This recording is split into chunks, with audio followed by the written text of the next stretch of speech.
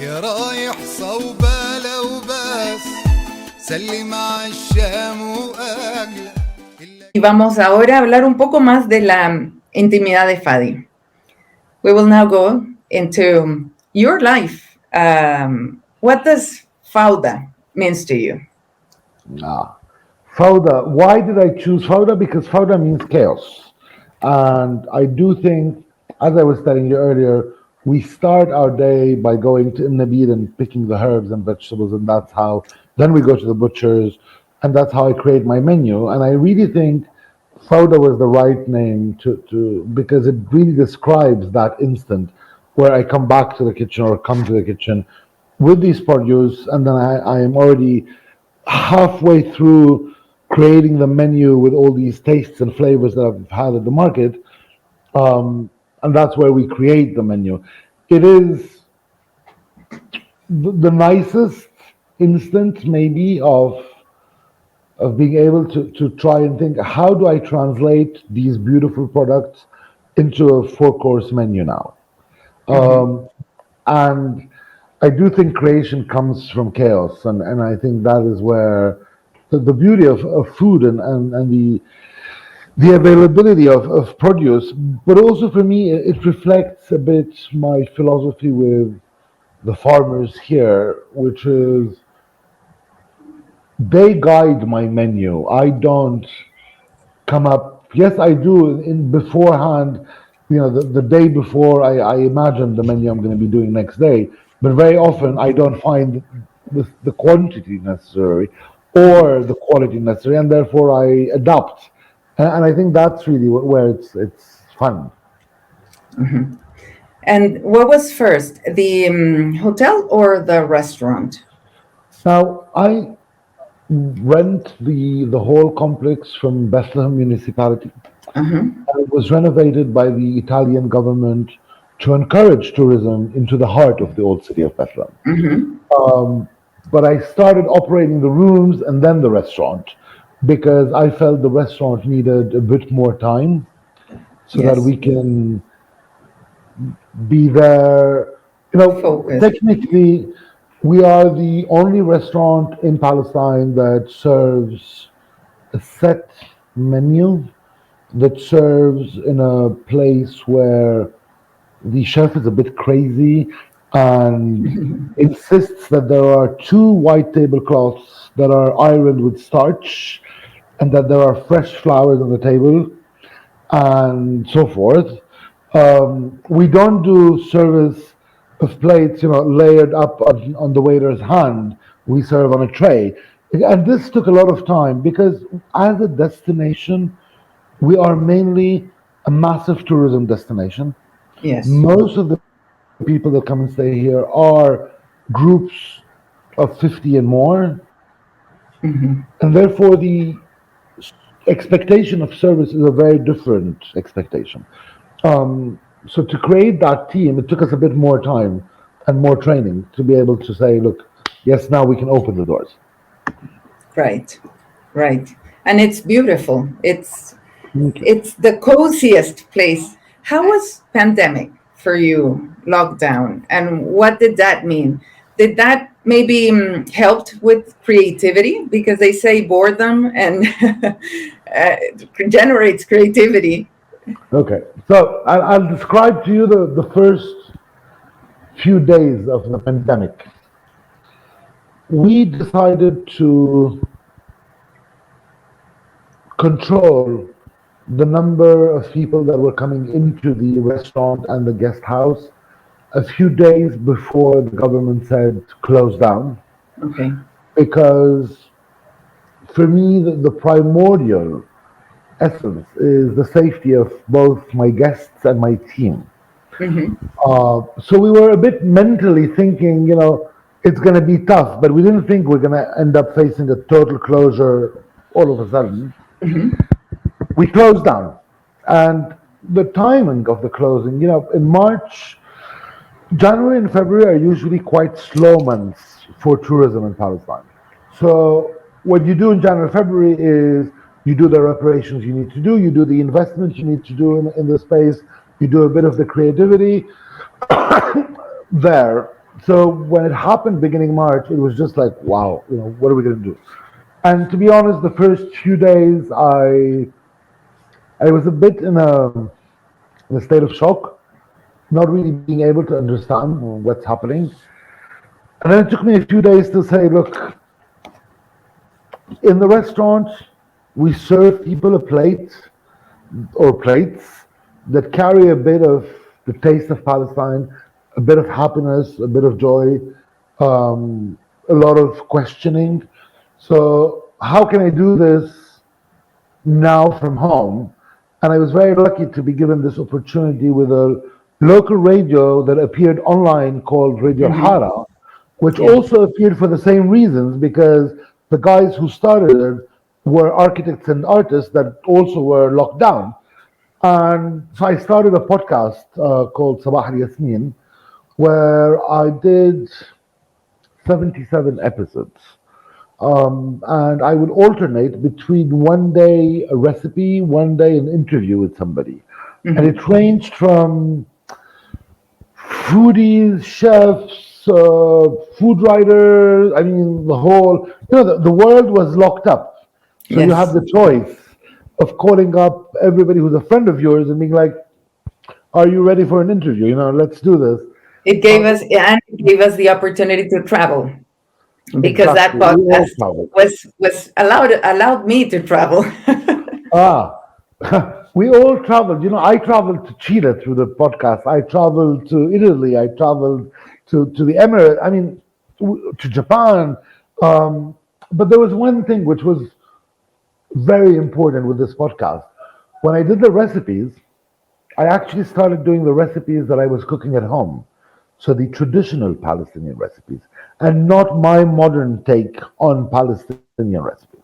And it allowed me this. So when you say did it allow creativity, yes, it allowed me to go back to a lot of the foundations, because I had the time. I had the time to play around with bread. I had the time to say, look, I'm not going to be using a yeast. I'm going to start my own yeasts and push the limits sometimes.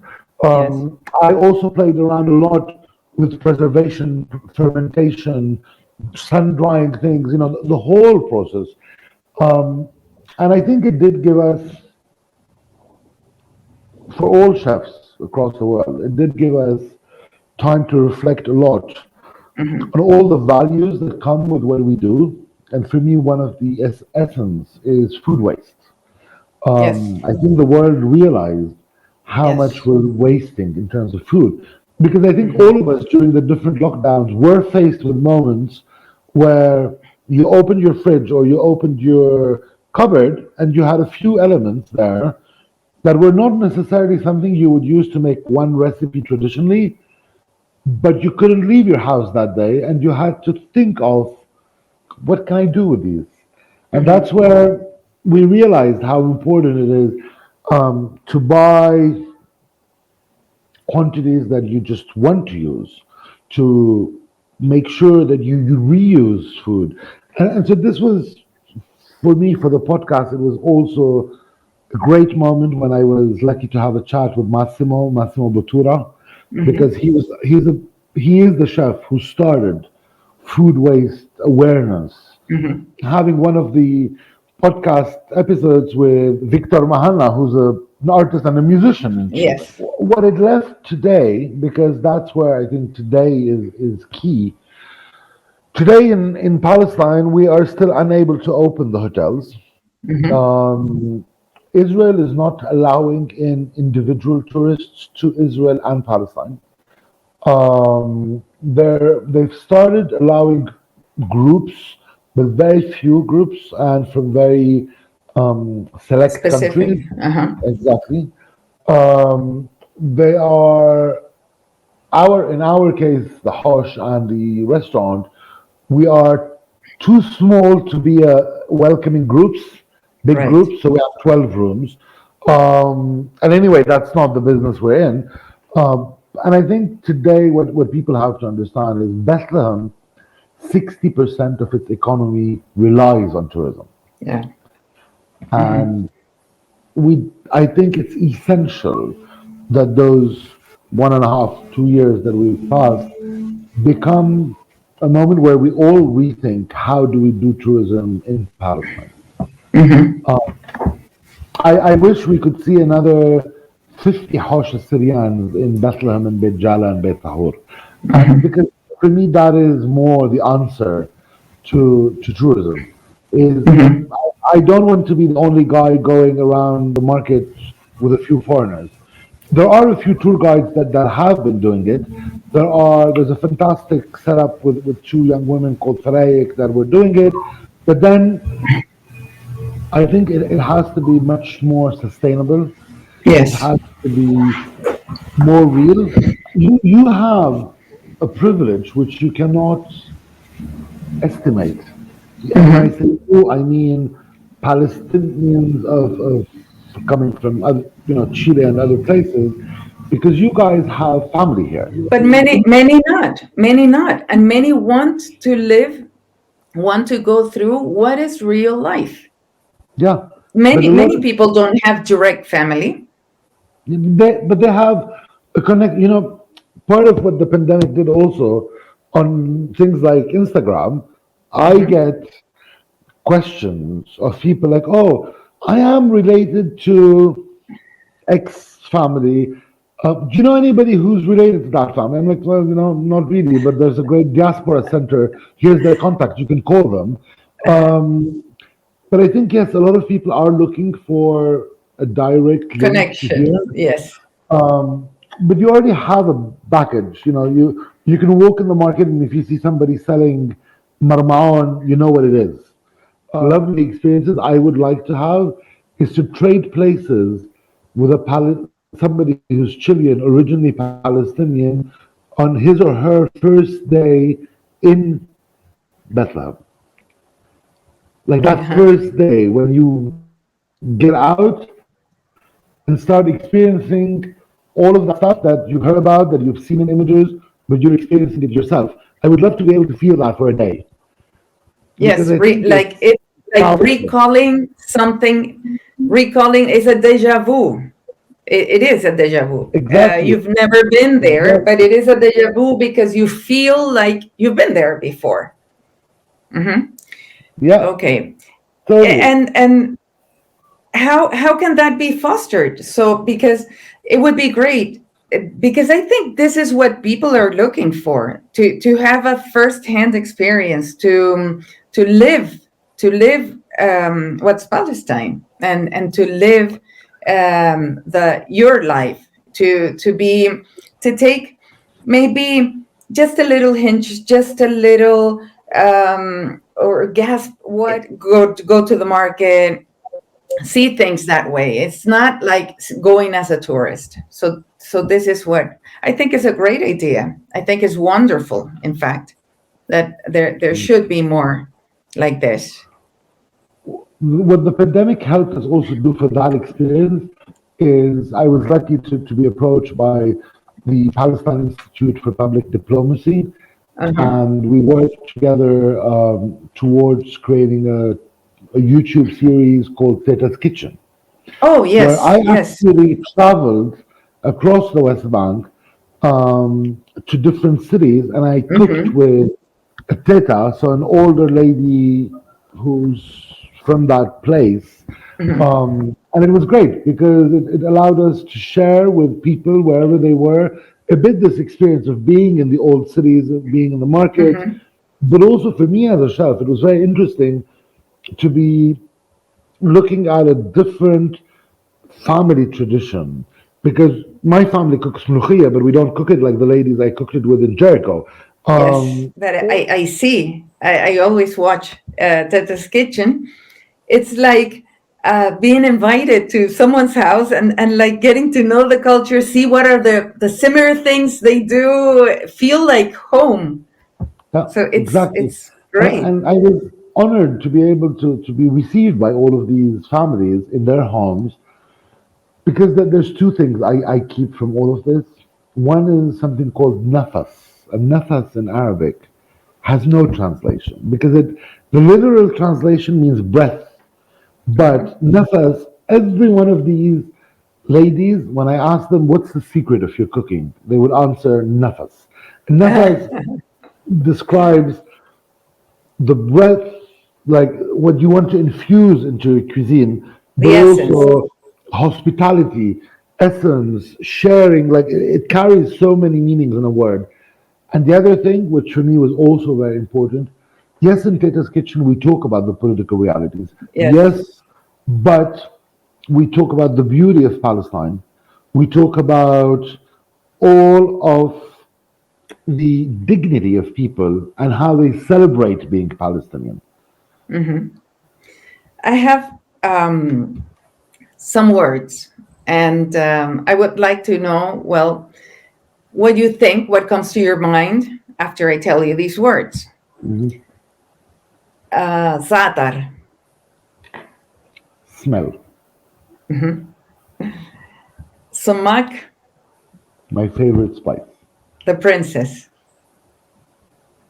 the queen spice, No, it's all. It's the queen spice. It's the princess spice. It's the king spice. It's the spice that's everything, because it's extremely delicate and yet very powerful.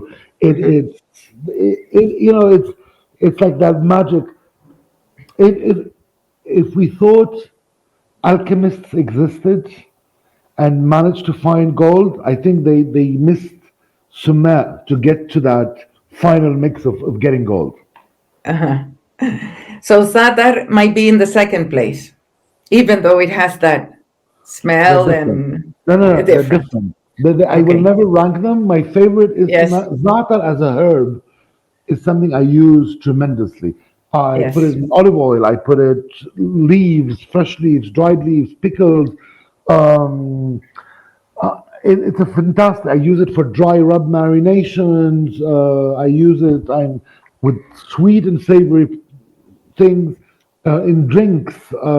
Za'atar is also, but Before I go to the next words and thinking about Za'atar, how is the within the Palestinian culture? I have this question, to see food as medicine, because the Za'atar is used for colds and many other things. And is that part of our culture there? Is definitely. it key? Mhm. Za'atar for colds and coughs, maramiya for stomach ache. Yeah. To a point where the spice shops not only sell you spice, but they act a bit like pharmacists. Yes. And I went into the spice shop and said, "Look, I have this like terrible stomach ache," and the guy pulls these. Sorry, not jed. They're called chicken feet, jreen djaj. So he took like these two very dried roots and said, boil them into a tea, and you'll be fine. And a Palestinian olive tree. Is that a word? You want me to Well, a react? concept. A concept. It's the most beautiful tree you would ever see, because it's generous, it's resilient, and it's independent. And appropriation. My daily drama. Cuisine appropriation is one of the worst things that can happen to any cuisine, especially when it's built on ignorance, especially when it's built on injustice. And I think in today's world, where chefs have to have and are having in fabulous places across the world the awareness of provenance, the awareness of origin, food appropriation is something I hope. And I'm not talking only about Palestinian cuisine, I'm talking about all food appropriation. It's something I hope I will see disappear during my lifetime. And Chile? Ooh. Chile. A society I don't understand because I am friends with Chileans, Palestinians from Chile, from all sides of your political spectrum. And I think you know very well the two I have on both extremes. Um, a society that makes me believe that there is something special about being Palestinian because a lot of these people have started and succeeded in very difficult conditions. And when I say succeeded, I don't mean only about business success. I mean human success. I mean sports. I mean humanist values. The whole thing. Um, Chile, the family I don't know because I feel Yes. that everybody that I've gotten in touch with in Chile is so close to me. And I don't, of course, know all of them. I mean, I'm lucky I met you. I mean, I can name my 200 trillion friends I know, but I mean, there's a few 100,000 of you. But I think there's something magic with this because we're so close to each other, despite the difference of the geographic difference, the years of since people left and their family. There's something magical. Like when I meet somebody who's Palestinian Chilean here, I think it takes 5 minutes until we are best friends. I am somebody who's very close to my political values, and funnily enough, when I'm talking to Palestinians in Chile, I actually don't look at them with my values, and that's the exception in the world. Yes. We'll have it's different thinking, different thoughts, and but we're still part of the same family. Exactly. And one last concept, maybe I want to see if it resonates with you. Beyond the roots, Wow. the name Beyond the roots. of the show. Yeah. You know, what are roots? Roots are something we can plant anywhere. Beyond the roots is that essence that's carried inside those roots wherever you are, wherever you've planted them. And I really think this show you're doing, and I'll compare it to food. Until very recently, in Chile, when you talked about our cuisine, you said comida árabe. Yes. Very recently, is it being called comida palestina? Right. The songs you grew up with, your grandparents brought with them, some of them disappeared in Palestine. Yes. Today, they're being sung in Chile by, interpreted with Chilean influences. The What I would love to see is Chilean Palestinian cinema. What I would love to see is the new Palestinian Chilean restaurants that will come up in the next 5, 10, 20 years that will be taking their own interpretation to Palestinian cuisine. And I'm not talking about fusion. I'm talking about The roots. essence. What was the word? The word Where from the ladies that you were telling me in Teta's kitchen nefas, when they nefes. exactly. So beyond the roots, but It's taking our about nefas. nefes. Exactly. So, and that's where beyond the roots for me, when you said the word beyond the roots, I had shivers on my neck because I think we're all looking for our roots. And we touched on this a bit earlier when we said how diverse here historically populations have been. I am not from one origin. Neither are you, neither are us. We are the product of hundreds of years of different roots that shaped what we are today. And I think today we have a duty, both as Palestinians here, but as people in the diaspora in Chile and elsewhere, to actually think of what is beyond the roots. It's great to be Yes. holding strongly onto that sacred Palestinian identity, but identities disappear if they don't go on being alive and go on being challenged, reinterpreted. When I started modernizing Palestinian cuisine, a lot of people said, "But you're crazy. How can you dare touch mansaf or msakhan? Well, what are you doing?" Um, I have been very lucky to have felt from a lot of people from our community in Chile that they're actually doing this in their own lines of work, in their own spheres. And that is essential because that is not appropriation, that is reappropriation. And I think what you're doing with Beyond the Roots is reappropriating our roots. Thank you. Very, very glad to hear that. Most of the times we spend a lot of our years trying to go to our roots, but what we need to do is to simply praise them and take them out and take that nefis out. We already have that. We already have our roots. Okay, I'll be very honest. You don't have to be guilty that your great grandparents left. You're not actually not. You don't have to. You're not allowed to be guilty. On the contrary, you're allowed to be proud. Yes, You're allowed we in feel your guilty. society and here to be proud of everything you are, of everything you are, which all its diversities, with all its complexities, because you are also a voice of Chile and a voice of Palestine. You are also those two, and this feeling of guilt, which I sometimes feel with certain people from Chile. Why are you guilty? I don't understand this.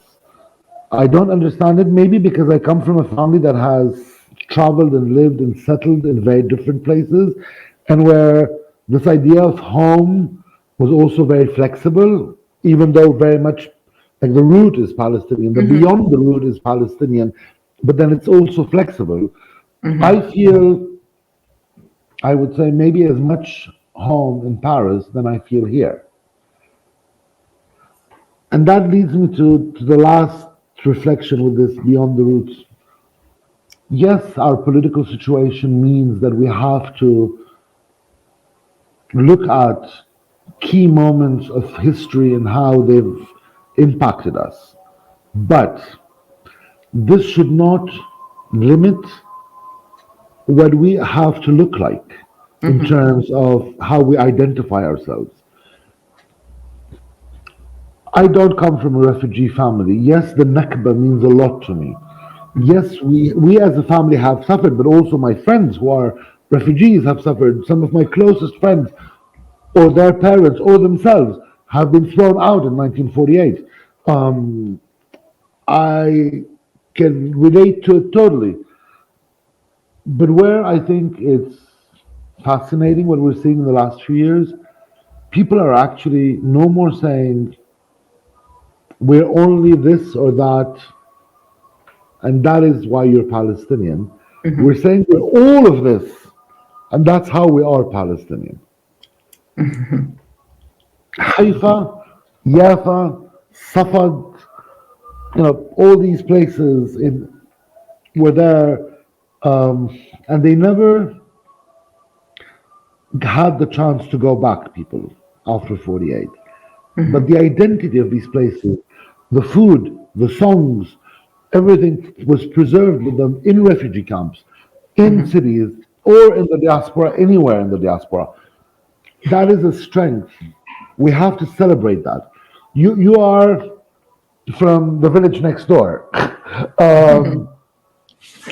and you're also from the city 8,000 kilometers away. Does it make you less Palestinian than I am? No. Does it make you more Palestinian than I am? No. being Palestinian is not about quantity. You can dance dabka as much as you want. I don't know how to dance dabka. It doesn't make us less or better Palestinians. And that's where I think with food, it's fantastic. You're allowed to adopt it. You did. Your grandparents adopted it when they arrived to Chile. You didn't have lamb that was tasty. All of a sudden, all of our lamb recipes ended up being beef recipes. Doesn't make it less of a mahshi. Doesn't make it less. No. And yeah. So yes. Thank you so much. It was great to see you again, to be to have time to spend. Well, we needed a coffee and hours and hours to spend together and talking. We will very soon here in Bethlehem, I hope. Yes, inshallah. We will soon do it. Cool. Thank you very much. Thank you for your Inshallah. time.